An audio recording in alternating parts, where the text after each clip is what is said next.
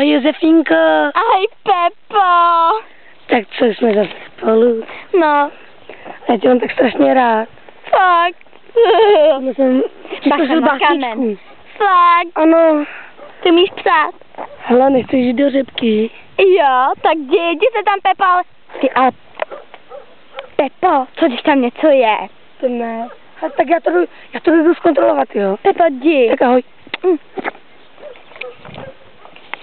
Bacha. Josefínko. Zatím to nic nejde. Ano, Pepo.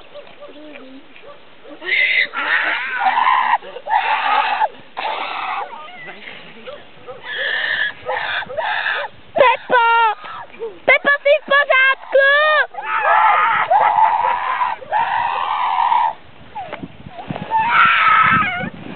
Pepo! Zapni to.